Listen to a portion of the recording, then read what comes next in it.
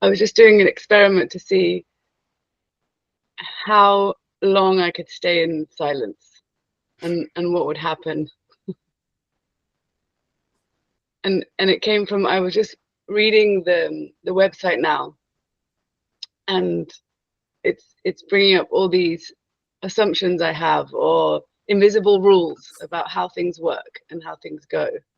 And that's kind of what I want to explore today, is what are the rules and the invisible things that aren't so obvious, that are still really having this huge effect really on each one of our lives, in terms of the way that we adapt and the way that we think. Like, even if we say things in our mind like, I know something else is possible, something inside is really like denying that or not believing it. And so to really uncover what are the beliefs, what are the assumptions about the culture that we live in, the culture that you were born into and brought up in, that are still kind of really inside.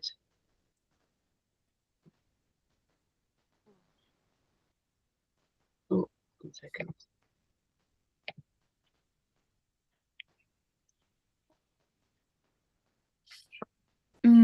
I have a question before we start. Yes.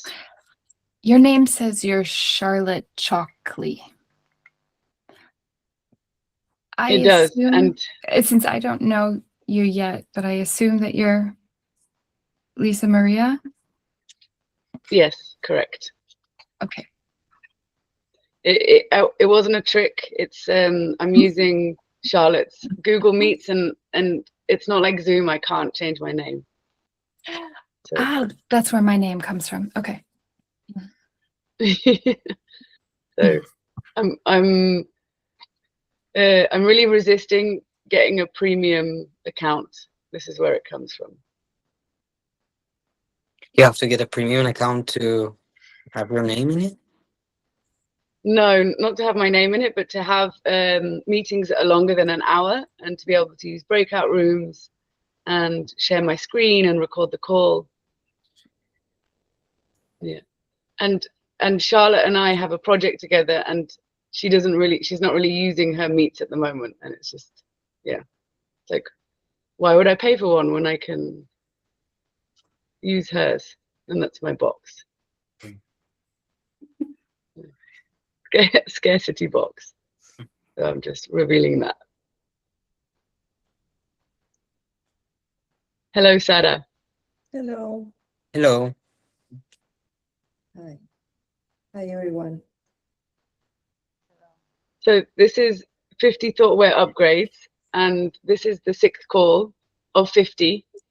And it's a commitment I made to, as part of the year-long space holder training that I'm a part of, to go through each one of these 50 Thoughtware upgrades and just see what changes in my life, and who will I become if I really allow these new, like the new thought maps to really sink in and into all of my being, not just my mental body. And so far it's been just such a wonderful ride. And yeah, it's really, something is really shifting already. So I'm really enjoying it. And I chose this one because this is really something that moves me a lot. It's something that I'm noticing all the time, like the edge of modern culture. Like, where's the edge? Where's my edge? And how am I still, like, even secretly, or even like not even conscious to myself, like held back by these beliefs and these assumptions that I have about how life is, how life goes. This is just the way it is.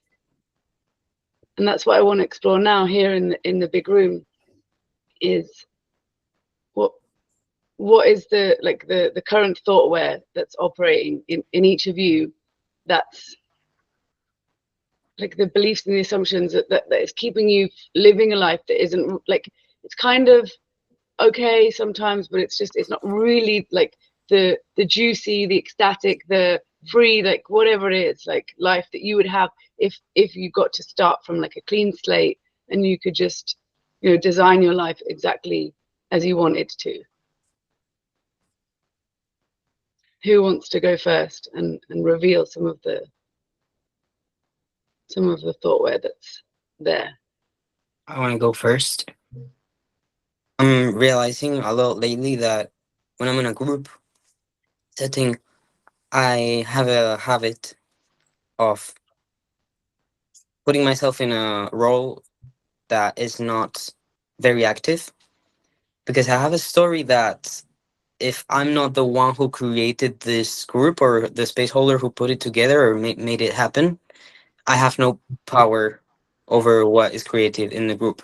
And I have to like hold myself back, because if I want to transform the group in some way, that is dangerous, and that can make people feel angry or make people feel intense emotions. And I notice I really draw myself back from putting my ideas in a group, and I keep myself back from knowing what I want, even if I know it's like I have the story that I don't know what I want, and I'm like waiting for something to happen. I'm waiting for what will happen instead of what I wanted to make happen. Mm-hmm. And why do you wait? Like, what's the assumption underneath that?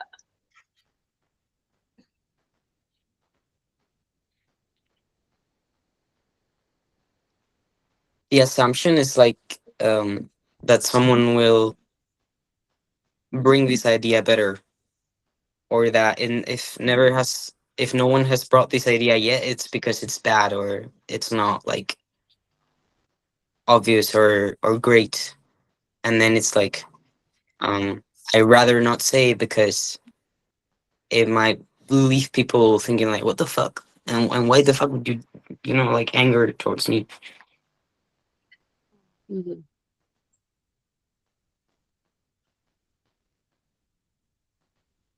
And this belief that it could be the wrong thing to say, or if it was good, someone would have already said it. Where do you think that comes from?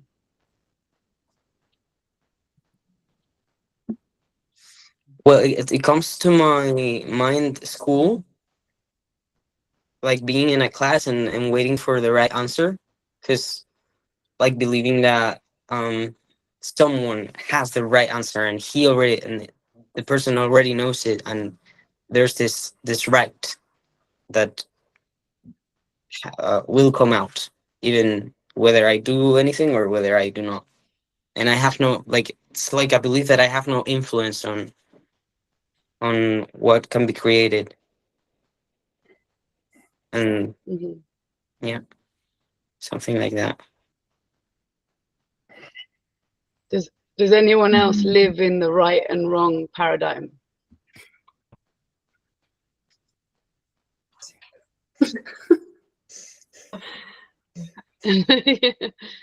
Go. It's a big one. I live with someone who lives in the right and wrong paradigm.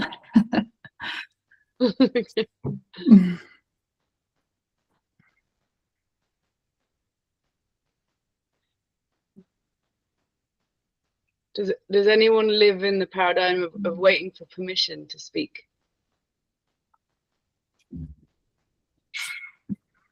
Sometimes, yeah. Yeah, sometimes. I live in the paradigm that when you start speaking just as you wish, it can be very disrespectful sometimes with other people. Like something similar to what Nicola said, and the experiment that you did, Lisa Maria, is that you, as the organizer of the call, setting the rules of the call. And yeah, I've been conditioned to stay silent as long as I don't know the rules,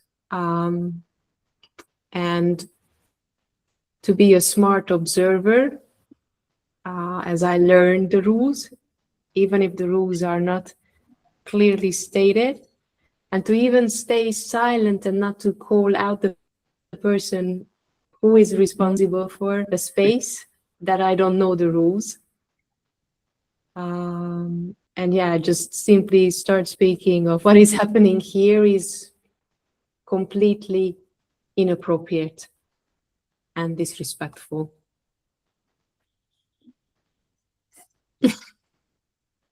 Go.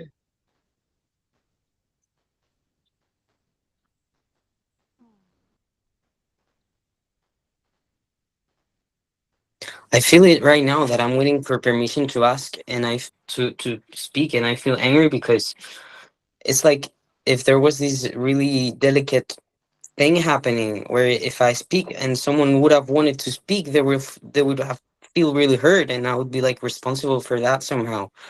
And I feel angry because it's like I put my mm, like other responsibility in myself, and it's like just a big fucking story.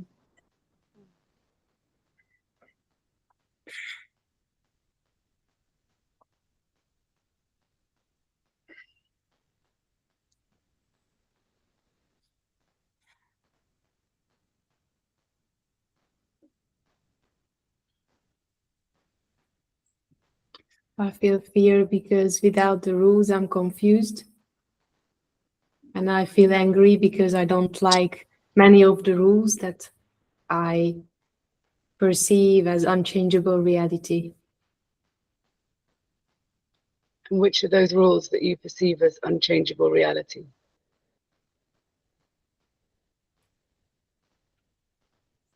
The one that, regardless of the culture, as long as we live in a society, in a community, let it be a community of people, let it be a city, a country,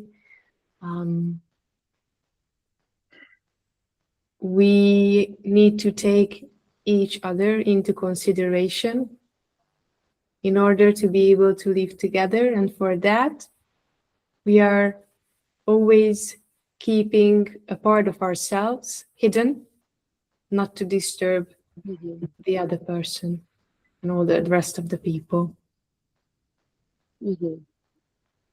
So you have the thoughtware that in order to not disturb someone, you need to keep a part of yourself hidden. Yes. And which part is that you need to keep hidden? The part that is loud, the part that has controversial thoughts, the part that might be provocative, the part that doesn't want to keep the rules. That part.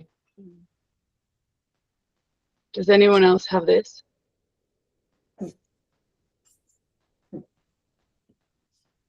Yeah. And it would make sense that this is a common thoughtware for most people, because like no one, like this is the kind of culture that we're creating of obedience, where presidents and prime ministers and people in authority are just, you know, doing whatever they want, and we're not bringing out this part of ourselves that is controversial and that doesn't follow the rules, and that is yeah, saying things that maybe other people don't want to hear, because that would disturb people or hurt people's feelings. So I think that's a really important point. How about you, Liz?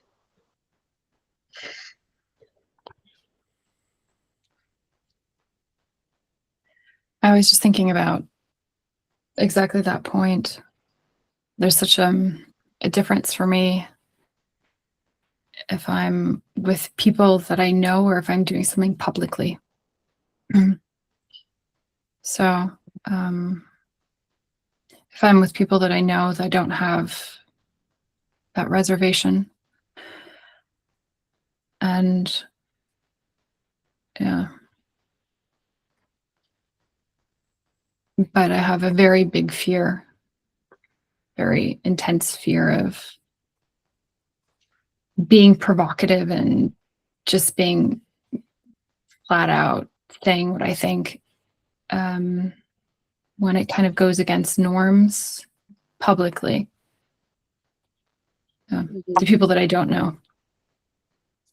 And what's the fear? What's the like the thing that the phrase or the story or the words?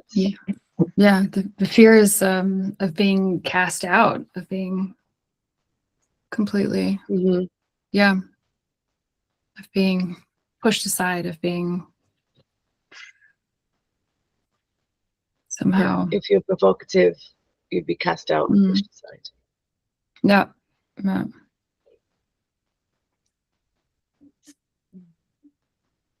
And that's something Does that anyone else have this? Yeah, carry on. Sorry, I thought you said Karen. That's yeah, it's something that I'm going to be exploring tomorrow in an EHP, with the question of whether or not that's some sort of past life vow or where it comes from too, because it's so intense and it keeps me from doing things I want to do at work, like with my work. Yeah.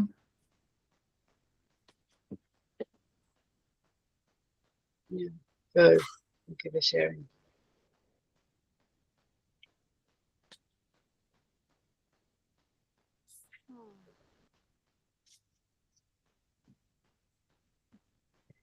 And for me, it's really edgy to not say anything, to like the moments of silence, to stay and really like allow the tension to grow of this is how it goes in a group. You know, there's the space holder and they're the ones who decide, and then everyone else is kind of waiting. And that's one of my the ways that I am still in modern culture, that I'm waiting. I wait a lot.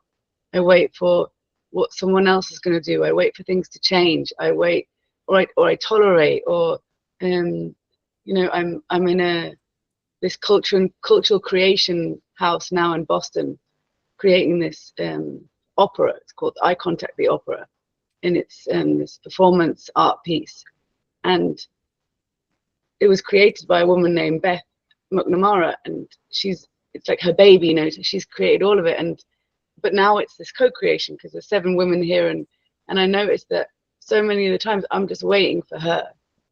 You know, she's the one that decides. She's the one that says how it goes. And when I do that, I just leave. I leave the space. It's not my project anymore. My energy goes elsewhere, and it's because I'm scared of saying to her, I don't like it this way. I know that you've written the song in a specific way, and like you put so much effort into it, and what I'm realizing now is if I don't tell her that, and I'm not honest, then I'm also not being on her team. It doesn't mean she needs to change it, but to be in collaboration, to be in connection. So I noticed that this is one of my strategies, is just waiting to see what's going to happen, and to see what everyone else is going to do, and then I'll decide what I do. But going first, like that for me is like, I want to make sure I'm doing it right, and that's where I'm in this right and wrong. Like, how's everyone else doing it, to know that I know what to do. I know what's the right way to act.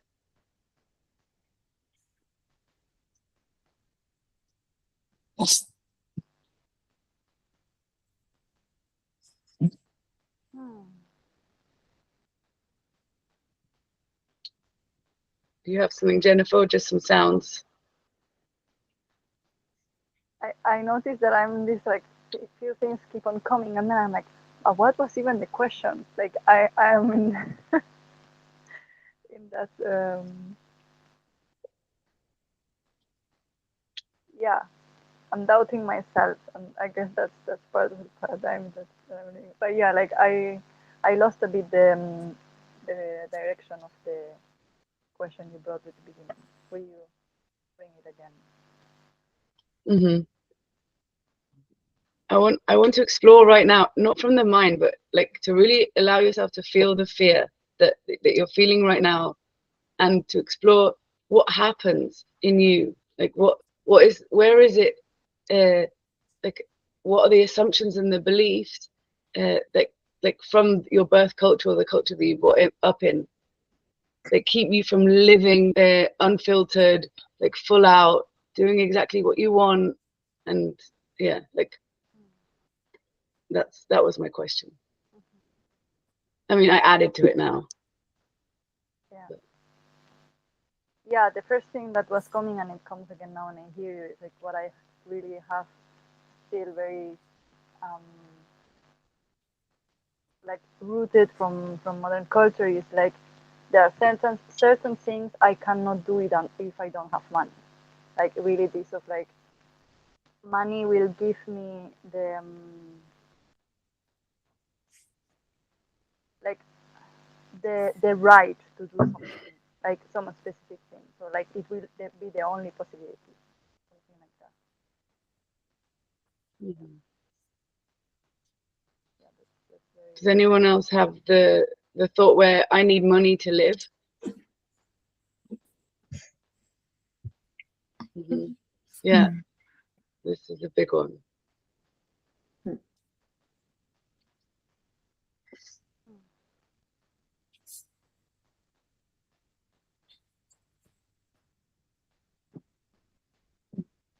And I would add that, does my work worth money? Does my work and what I have as an offering worth enough money compared to the life I'd like to live? Mm-hmm. And that's a question you ask? From myself, yes. And from the world as well. Mm-hmm. And have you I can discovered anything hear that about what that? I offered is not matching the money in the value that I wish to receive. Mm-hmm. And who decides how valuable what you offer is? The people who pay for the offer, who wants the offer, who's willing to have the offer. That's how I see it. And that's another like modern culture thoughtware of like, you know, monetizing, like, you know, this is an expression of like something is worth how much someone is willing to pay for it, you know, and that's its value.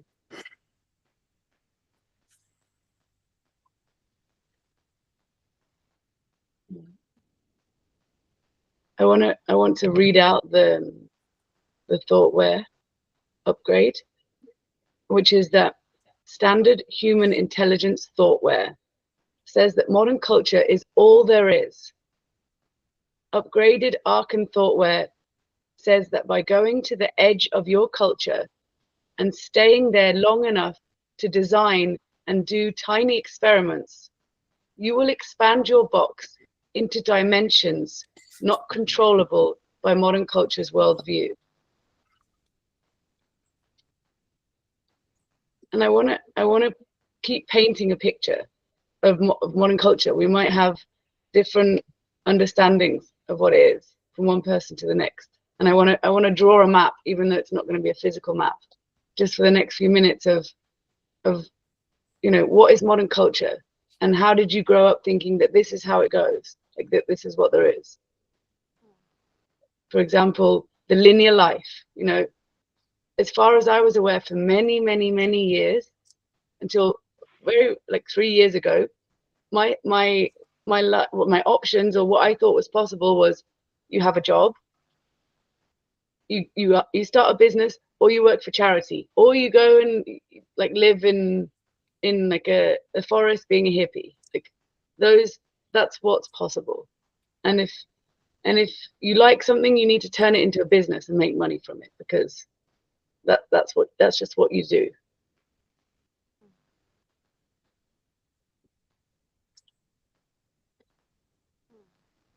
I really also have this, if I like something and I'm good at it, I have to make money with it, or else it is not useful. And I have to find Mhm. another thing that I like that I can make money with. And I notice a Yeah. lot of the things that I manually create, like macrame or drawings or whatever, I stress out so much because a lot of the times I'm thinking, how can I make a profit with this? And how am I going to do it? And maybe I don't even go out in the world and sell my drawings, but while I'm drawing from this mentality of this has to be useful in my life. This has to like get me money, or else it's like um I'm doing something stupid. Hmm. Yeah. Yeah, that goes with something that was coming when you open the map of modern culture. Like really, for me, it's very linked with productivity. Like things are done for a goal or for getting something back. Like, and it's, yeah, really about the doing, and it's not that important to be and like to feel and to experience your life. It's really about doing, producing. Jennifer, I'm not hearing you very well. Can you try to speak more to your microphone, please? This Speak Now again. you're gone.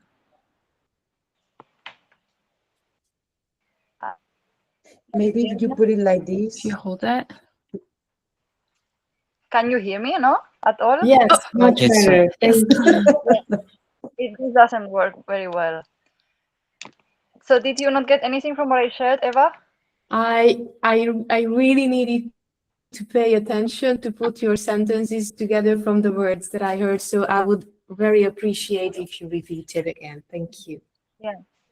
Yeah, I was saying, linked to what Nico was sharing, that for me, the idea of modern culture is a lot about productivity, like producing something, like doing something, like things having a goal or like a meaning, and not much about being or feeling.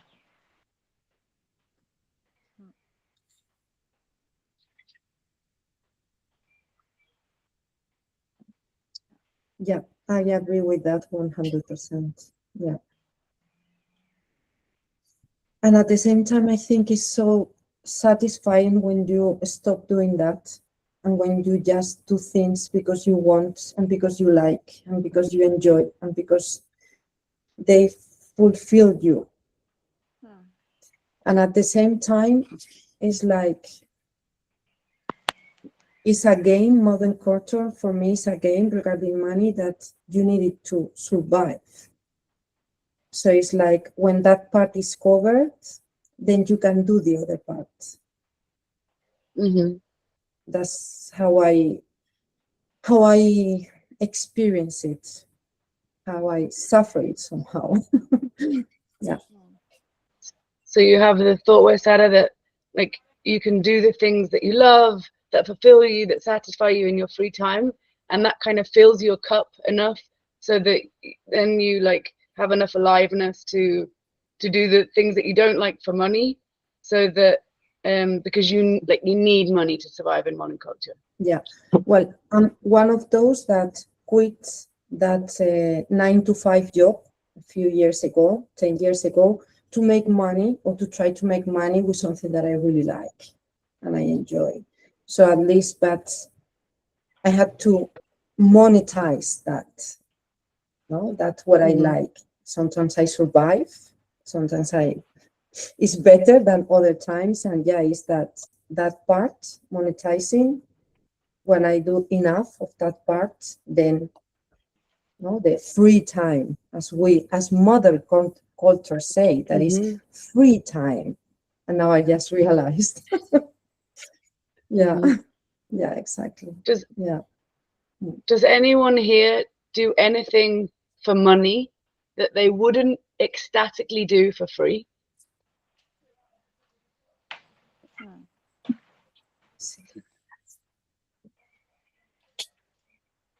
Mm-hmm. So this is a modern culture Thoughtware, and it's very sneaky. It's very like it's so established, it seems to make up the fabric. And it's like we're in a living room and we think that the living room is the world. And then, you know, like you get to the door and you open it and you're like, oh, wow, like I've been in here all this time. And now I'm seeing that like there's all these other spaces and rooms and options available, because it's just we grew up in well, I grew up in this living room, and so I got so used to it that I just really believed that that's all there was, and that's for me now. I'm seeing like this whole game world that's been created in modern culture where you know, like there's money, there's this thing called money, and there's these things called jobs, and there's weekends and weekdays and free time and work time, and there's my professional self and my normal self, and that it all just is like normal. It's just that's how it is, and that's what I'm really inviting you to notice, like from your own life, how is it? So yeah. And Sarah, when I hear you, I noticed that how it really, like, the impression I'm left with is that there's a part of you that's still like, yeah, this is the way it goes. Like, of course, like that's what I need to do to survive in modern culture.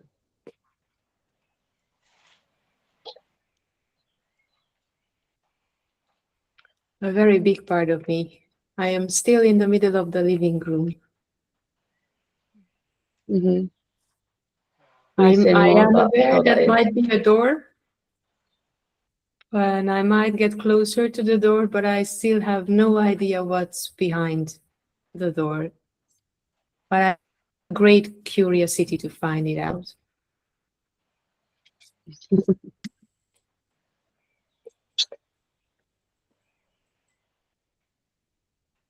Yeah. You have something, Liz?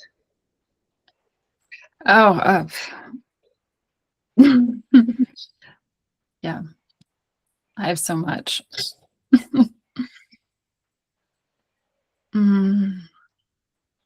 Yeah, for me, modern culture is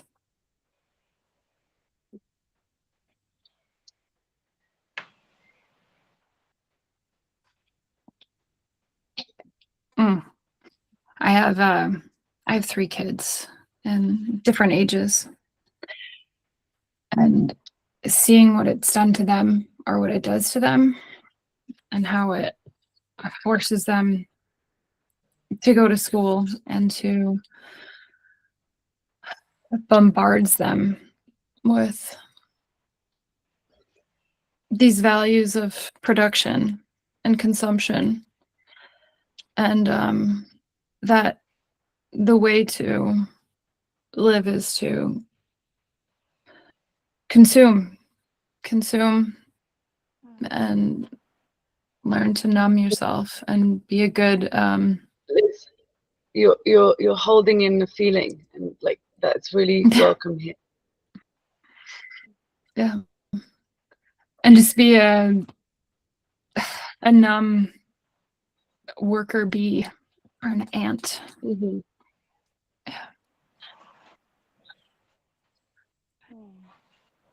Yeah, you can let that be here, Liz. Mm.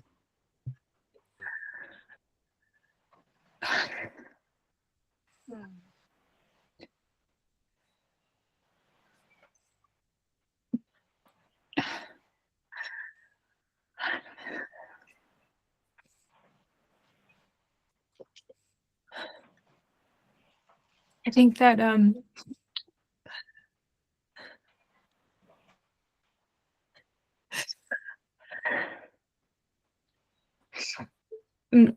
my kids are what's kept me in modern culture, and they're also what makes me hate it the most. Mm-hmm.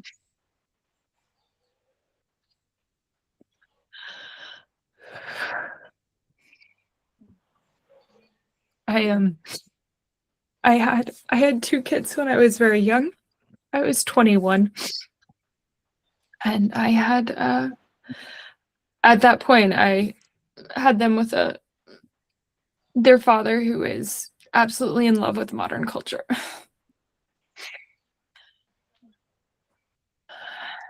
And it's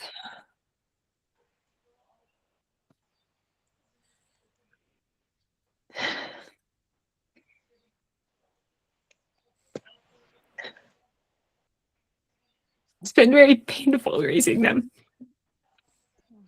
Mhm. Yeah. And you can let the sounds out and let it be big. You know, this you're pushing it down and filtering it. And your heart is so welcome here. Mm.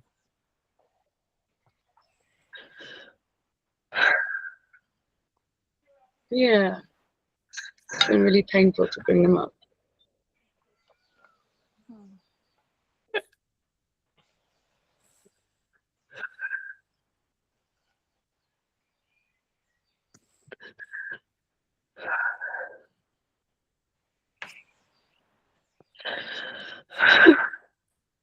Mm.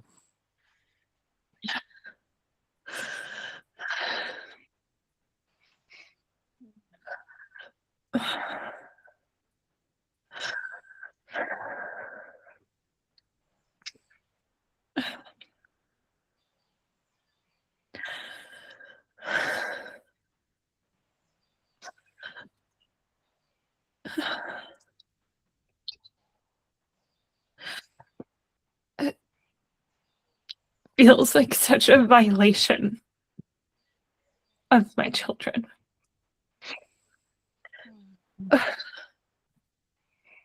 Mhm.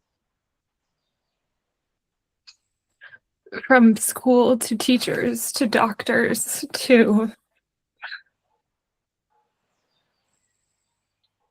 other parents. What society expects them to be and what they are taught to become and what they're told about their value.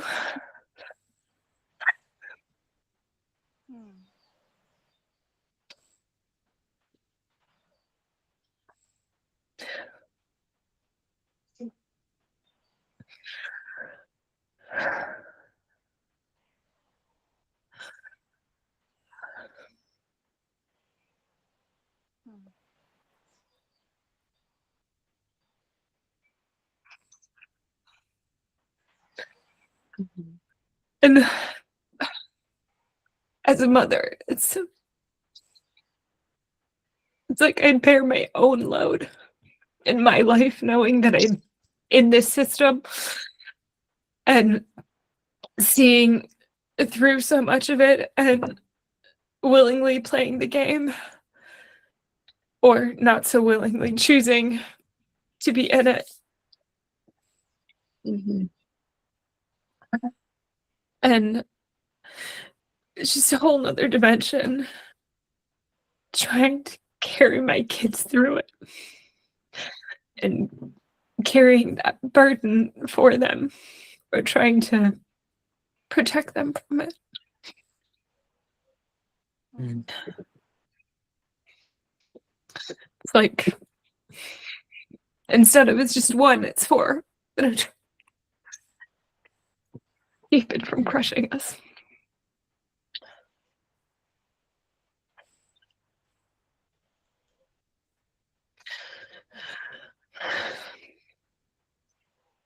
Yeah, I feel really touched to hear you and sad because I think that this modern culture thing of how parents are with their children and so alone, and it's such a struggle, and not bringing up children in the community in a village, and the single mothers that are trying to, you know, like, do everything themselves.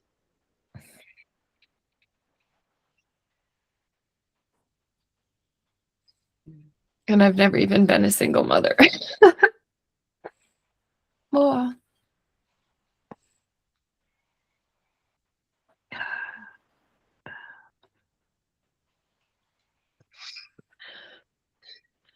Mm. Thank you for sharing this.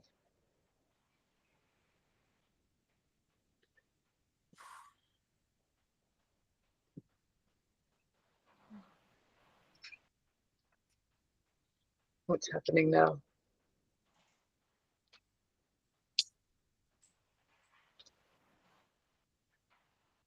Is that a question to the group? No, to you, Liz. Oh, to me. Okay.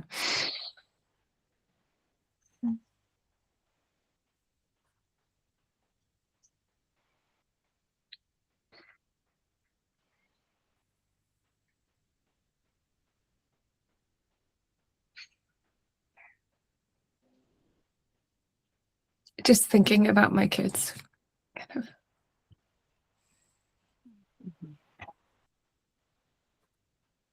And I want to ask a question that is a door opener, like a door that opens, you know, a door out of the living room. And there's many doors, and there's many rooms. And this question is, what is your culture? What is the culture that you want to live in? And it isn't the culture that you adapt. It isn't like, oh, I really like making ceramics, so I'm gonna do a pottery business. No, you know, like, what is the way that you would design your life with your children, the village? What, like, you know, what does your heart really long for? If you were going to go to an alien planet and there was just completely start again, you know, would you make cities? Would you make would you cut down all the trees and build high-rise buildings? Like, how would you would you live really? What would you time before? Would there be money? What and why? And not that money is a bad thing, but like, what would be your culture? And it doesn't have to be on a big grand scale either. It could be, but whatever this question brings, to allow yourself to speak from your longing, from your heart, from the unknown, and to really say things you've never said before. And this is a way that a door will open. So my proposal is to go into breakout rooms, and that the other person, you're just gonna be with that person.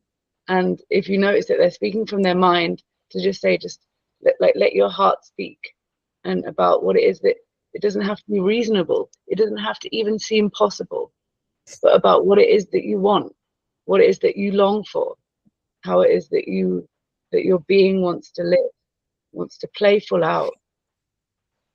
And that's the door I want to open. Are you all in for that? Yes. Yes. Okay. I will make breakout rooms, and I would like people to take their own time, and we will have 8 minutes each.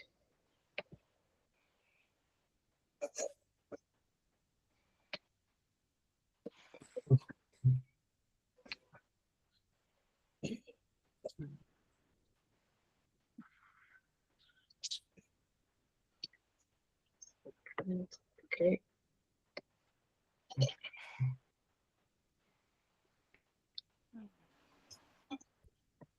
And please go and have a wonderful time.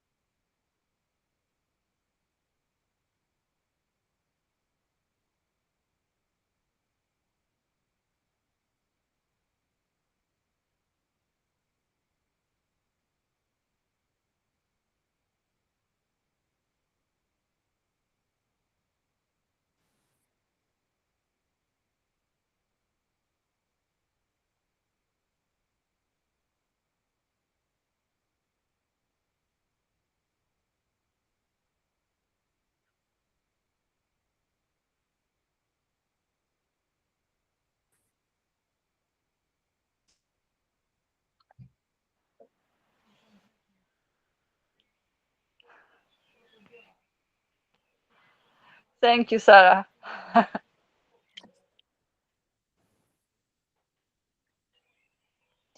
Does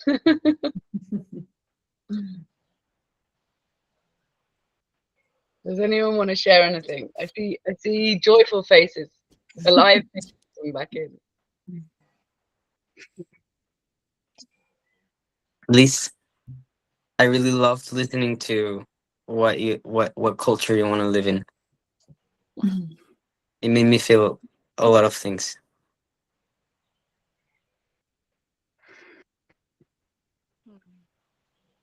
Would you like to share what it made you feel? It made me feel, it's not a feeling, but it's like the time that I talked now feels like it was so short, and it's like after I talked, and then after I heard you, it's like I want to keep going. I want to keep going, like dreaming about the culture that I want to live in.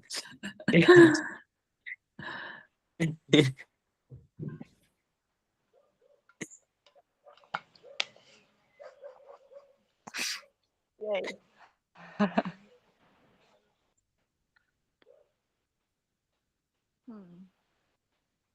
Hmm.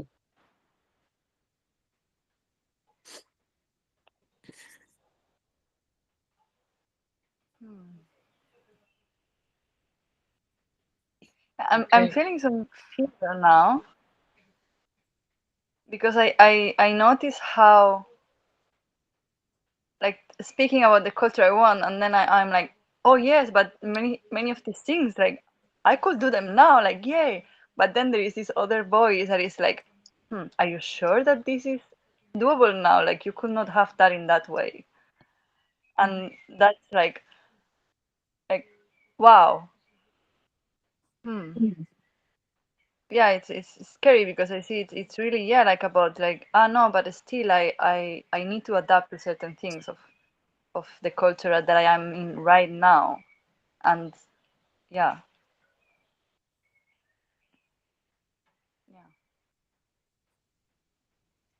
So the next experiment is just this, is to stand at your edge, at the edge of modern culture, which is where we are now in this call. We're standing at the edge of modern culture. Even having this conversation requires being at the edge of modern culture. Does everyone get that? When I'm sure, Mhm. will you repeat it? To be able to ask the question, what is the culture that I want to live in, requires that you know that culture is optional, that culture is something that you choose. And modern culture, being in the living room, in the middle of the living room, it's actually a really difficult question to answer. To even be able to envision that something else exists outside, it's like, a lot of people, I remember I did this research for about a month where that was the question I asked everyone I met. And of around 50 people I met, not one person answered the question. All they did was argue with me and kind of attack me most of the time, or tell me why it's not possible, that it's a utopia, that it won't work. And my question wasn't, like, in reality do it. It was just the question of, if you could, how would it go? And what I got was that it was such an attack against them, because they would have to see that they were choosing something different. So it was like somehow attacking their own choices, their own survival, to even ask that question. So it's already really at the edge of modern culture to even be able to explore this question. And so from this edge, from where we are now, what I want to do is to explore what is in the way for you creating that right now. And like, you can choose one thing, and what is really in the way for you to create that right now in your life. What's blocking you? What are the stories? What are the emotions? What is the assumptions? What are the beliefs? because you were saying before, Liz, that you have this huge fear of provocating, and my experience is that it's usually the story that's blocking. It isn't the actual. People think fear is the thing that stops you, and my invitation is to explore: is it the fear, which is like a physical, emotional sensation in the body, or is it the story that's attached to the fear? You know, and that's really the where this beliefs and the assumptions and the thoughtware comes in. That like this would be the thing that would actually be, if I do this, then this will happen. And that's the thing that's really stopping you from going. And check it out. And so this is, I want to go into another space and to explore what's stopping me from creating that right now, and then to create an experiment. To create an experiment that you can do that, like, on the edge of modern culture, on the edge of the known, on the edge of your own where you are, and also in the edge. Like one experiment could be, I'm going to go and stand in the square, and I'm going to just stand there for 13 minutes. Because that isn't done. That's not what we do in modern culture. You know, to whatever experiment, it could be non-linear in that way. What you could do to really start to carve this new identity as a cultural creator, and to have the experience that I can do things that I thought before, you know, I can't do those things, and it's like nothing's actually stopping you. That's one example. Can anyone think of other examples of experiments? Not another one, not smiling for a week. Not smiling or laughing for a week. That's another experiment. A very edgy one.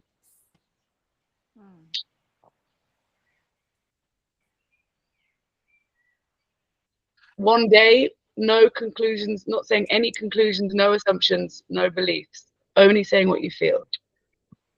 It's another experiment.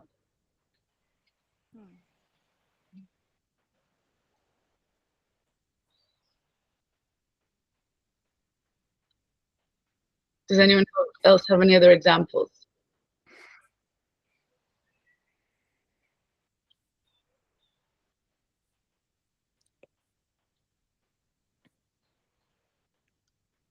Choosing to sit in a bench that's already occupied instead of searching for the one that's empty.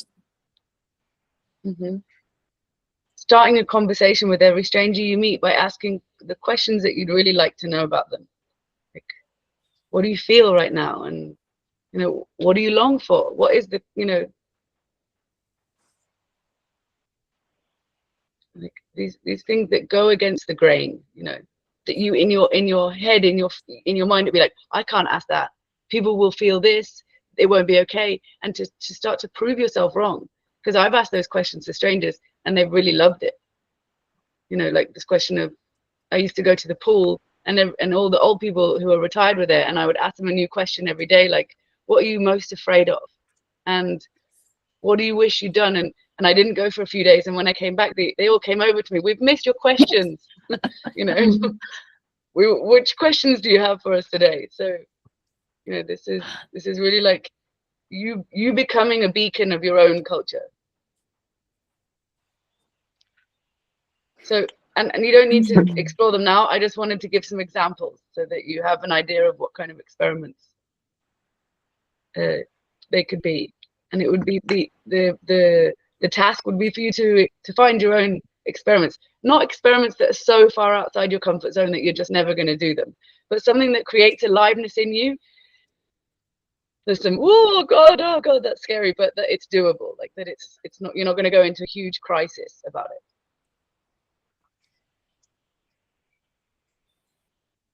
And something that would start to disprove these assumptions and these beliefs that you carry in you that even might be very invisible. Like, I can't do that, or I shouldn't do that, or that's not okay. I can't be that clear. I can't be that honest. I can't say what I want. I can't say to people, right, sorry, this isn't the conversation I want to have right now. Would you be interested in having this kind of conversation instead? For example, could be another experiment. Every time you notice that you're tolerating when someone's speaking, you don't really want to be listening to them.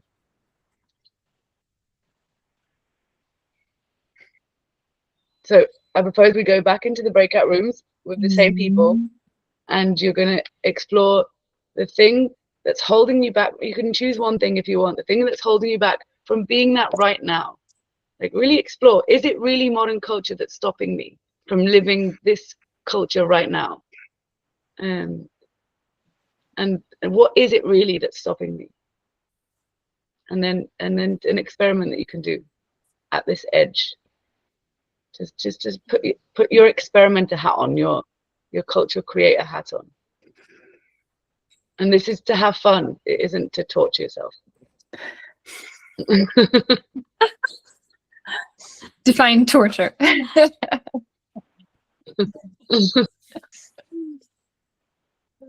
Yeah, it isn't about like trying to force yourself and doing something that's really like that you really don't want to do to fix yourself. That isn't what it's about. Okay, so I want to have a little bit of time for sharing afterwards. So I'm going to say we just have 5 minutes each. Okay, happy experimenting. Thank you. Oh.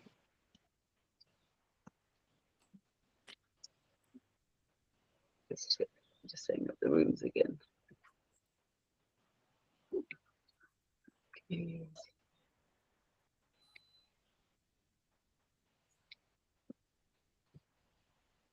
And go.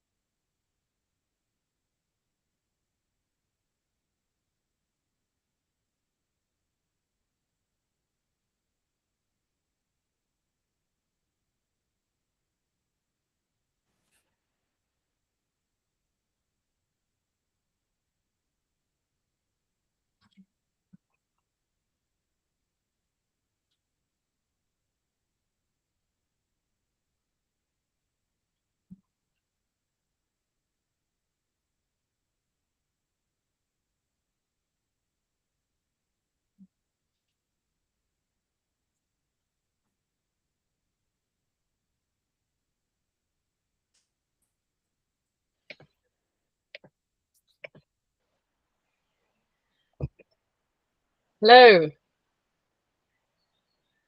Hello. Hello. Did everyone get an experiment? Kind of.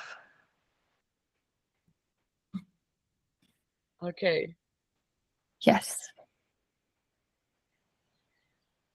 I wanted to explain to Eva what a voice blaster is, so I'm going to do that for a second. Because she discovered a voice of, you know, what was the voice, Eva?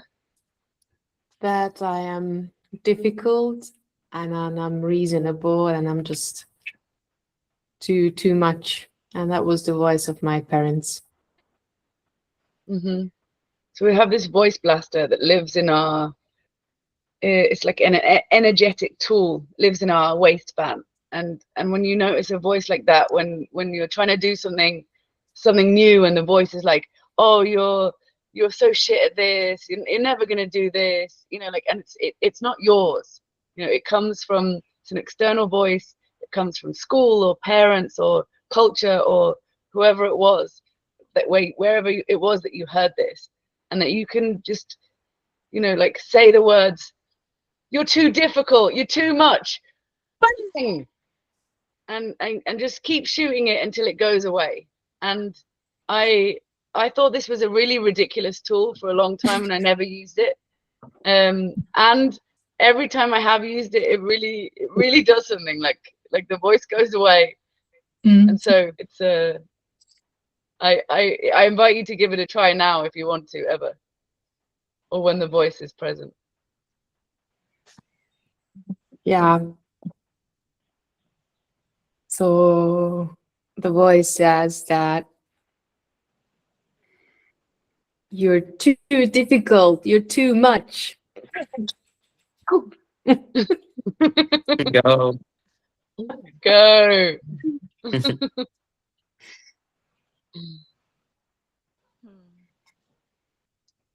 We're at time, and I would like to stay a few minutes longer, and hear your experiments and anything you'd like to share.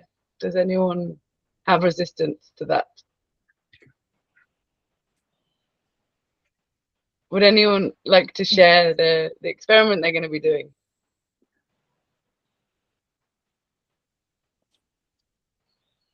Well, I want to create a world where we can speak more from our feelings, and myself learning the first one, not only speak but also act. So at the moment I'm gonna take it something not individual, but step by step. I'm starting to speak with myself and try to act from that side, and I want to keep doing it. And I will see how it goes to do it, to expand it, to start expand it step by step, step by step. Listening more to what is here and acting from there. Go. And when you're ready for it, I have like a practice that you could do every day, which is like, even if it's just 5 minutes, and which is to say, I want.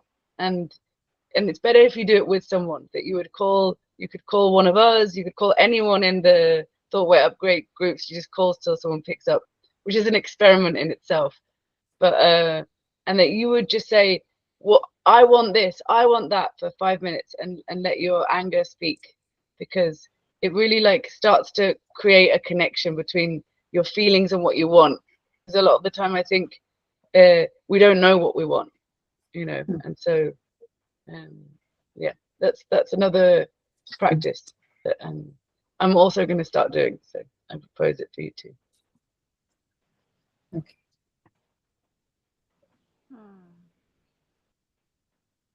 And my practice is to have a feeling space every day, and to sit in silence with my eyes open.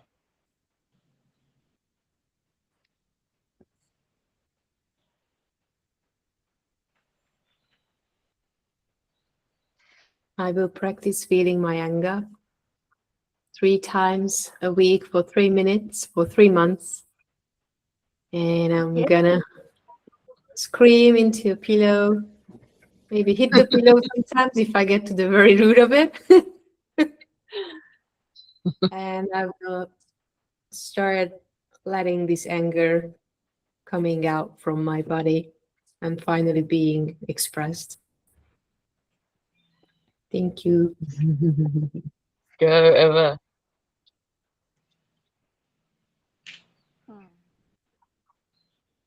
Yeah, I didn't have a clear experiment, but now when I heard your experiment, Lisa Maria, for Sarah, and now hearing Eva as well, I'm like, actually, I wanted to do again 333, and yeah, I want to commit back again to do that, and I will do 3 minutes of anger and 3 minutes of fear, and it's gonna be at least 3 times a week, but I think more. Go. Yeah. I am going to engage in conversations more and try to shift spaces to something that I actually want when I don't want it. And I'm going to, I said, part of it is a story and part of it is feeling or a belief that I don't have the tools. I don't have the skills to do that. So I'm going to look up some, what do I call them? Some pickup lines for that. I already have a first one from Nico. Yeah. Write down some options. I have a bunch. You can also reach out to me in a message. And Ooh. I do. Yes. Okay, thank you.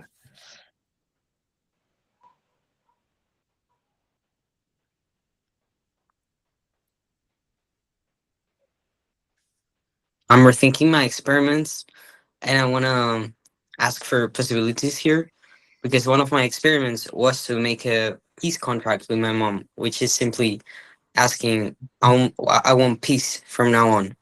Do you want to make peace with me? And making a contract with just have no big conversation, just like that. And then Lise asked me the question, do you think it takes 2 to make war? And at first I said yes, and then I said like no, because I can create war with myself alone. Doesn't take anyone. So like I'm in responsible for the war I create. And so now this experiment feels like if she declines my peace contract, then I will be at war with her. And so I want to ask for possibilities about how can I turn that around. I have one. I want to hear. You make a peace contract with yourself. Like, I will not make war with my mom anymore. You cannot change her. Like, you will not, like, it can't be about her. It has to be about you. And you're like, your experiment would be every time you start to feel the war with your mum, the low drama, that you say, wait, stop, I need a few minutes. You go, you dance, you do some press ups, you write stuff down, you call someone, and you just do completely different stuff to anything you've ever tried before. But the peace contract you make is with yourself, about making war with your mum, because your mum can be at war with you and you can be neutral about it. You can be on her team, you can be holding space for her or not, if that's not what you want. But when it lands, when the hooks have somewhere to catch into, that's when you're also at war. Thank you, Lisa. How does that sound? I want to make a peace contract with myself. And then I also want to do the experiment of every time I notice I'm in low drama to leave the space and create a different thing. And I have something for that too. Do you feel like you've separated, like cut through the umbilical cord, like you're really can face your mother as a an individual and not just her child? I do when I'm holding space for her, and then when I feel her anger towards me, I'm completely hooked to like viewing her as my mom and me as like some kind of powerless child that just wants to rage and like punch her. And you did this to me. So I have to. I know, like, I know how to be with her as like an individual, and I'm discovering how to do that on more planes of our interactions. Hmm. What do you have, Liz? That I think it could be difficult to not get hooked until you've that as you said, like that little child, that child in you that comes out, and that, yeah, that you need to take care of that child somehow. Mm. Or Do you have need is maybe the wrong a word. specific- I don't know. Yeah. Do you have a specific process or practice or experiment?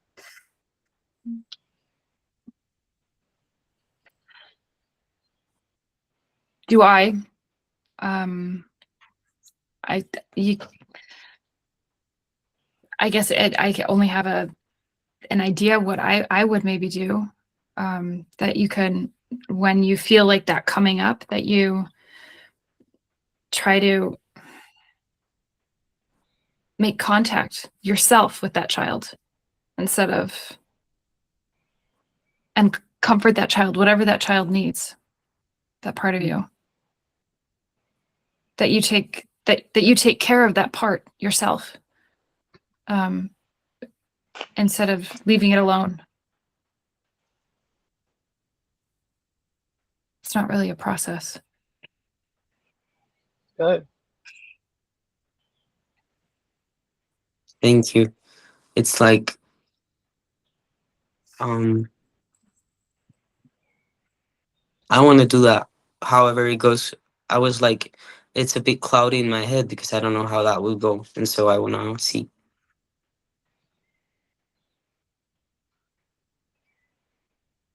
Go, Nico. And if you want more possibilities, or if you want to get more clarity about different ways of doing that, I think it's a great path to graduate from being someone's child. And there's a lot of research also online, I think, with different people that have been doing lots of different kinds of initiations and processes for that. So I love that you brought that, Liz. And I have a sense that Liz would be a great person to speak to about that too. I'd love to join that conversation too. Go. Villaging happening. I will end the space now, and I'm really glad. Thank you very much, everyone, for coming. And yeah, I enjoyed the touchingness and, yeah, the vulnerability. Thank you for holding space. Yeah. Thank you. Thank you all for create this space.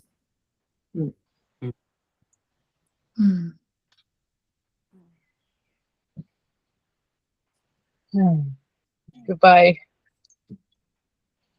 Bye bye. Bye. Bye.